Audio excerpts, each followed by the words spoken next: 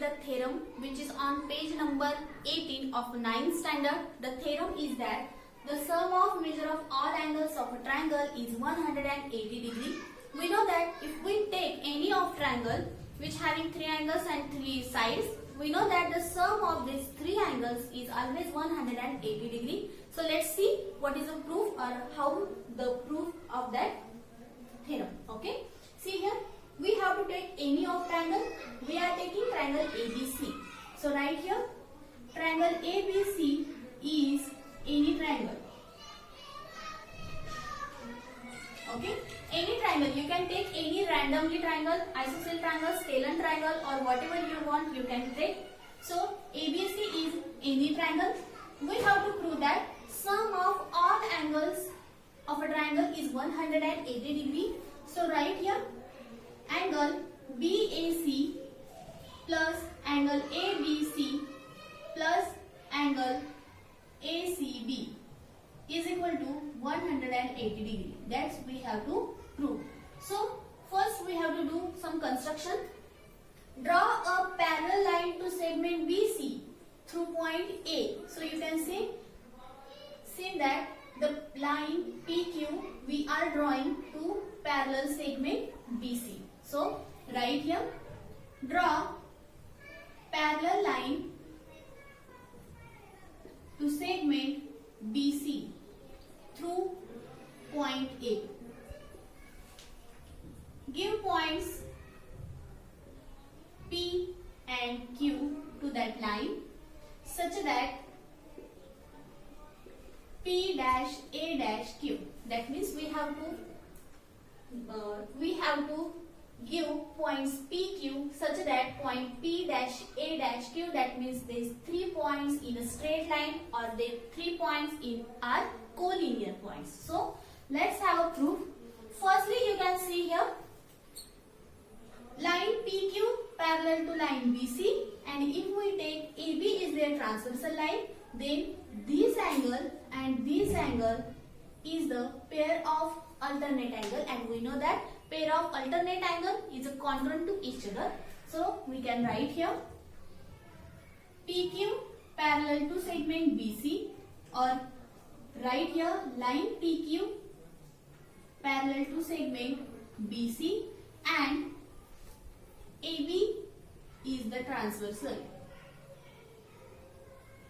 If we take AB is the transversal line, we get pair of alternate angle, that is angle PAB, right here angle ABC congruent to angle PAB.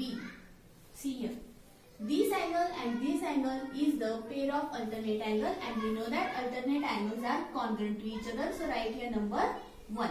Same, if we take line PQ parallel to line segment BC, and AC is their transversal line.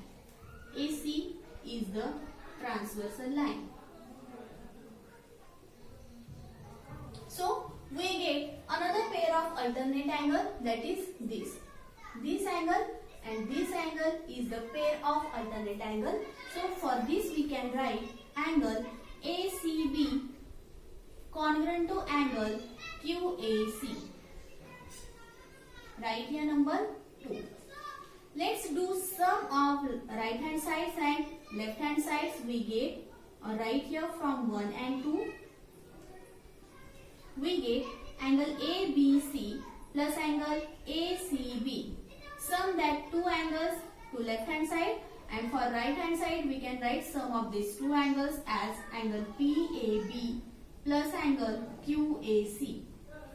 Now in this case you can see there is 2 angles ABC, ACB.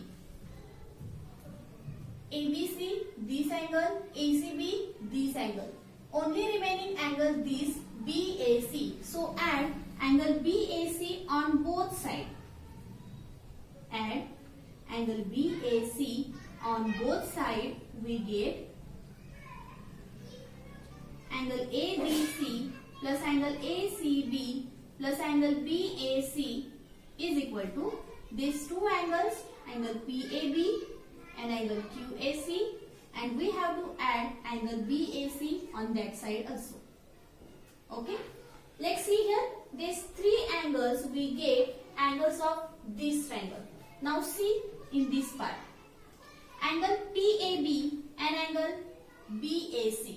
See here, angle PAB, that means this angle, and angle BAC, that means this angle. If we sum these two angles, we get that bigger angle PAC. So right here, in place of these two angles, we can write angle PAC plus angle QAC as it is. Okay, that is the sum of these two angles is angle PAC.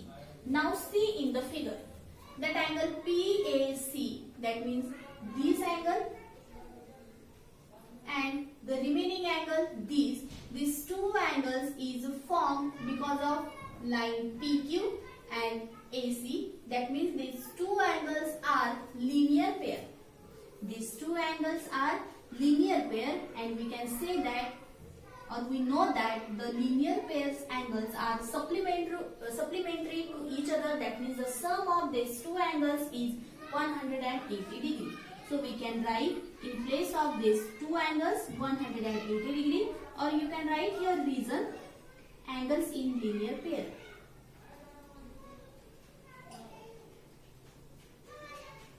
So the sum of angle ABC plus angle ACB plus angle BAC is 180 degree. That is our proof.